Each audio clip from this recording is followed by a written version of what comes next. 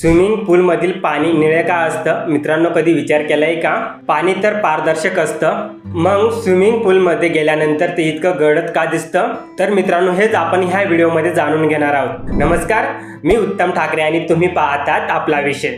Swimming पूलमधलं पाणी इतकं निळं दिसतं त्यामागे 3 गोष्टी आहेत. पहिली गोष्ट म्हणजे स्विमिंग पूलमध्ये तळाशी ज्या स्टाईल बसवल्या जातात त्या निळ्या कलरच्या बसवल्या जातात. संपूर्ण आपल्याला निळ्या प्रकारच्या स्टाईल पाहायला मिळतात आणि त्यामध्ये पाणी सोडल्यानंतर ते अजून जास्त निळ्या गडद कलरच्या आपल्याला दिसतात. ही झाली पहिली गोष्ट. त्यानंतर दुसरी गोष्ट म्हणजे आकाश.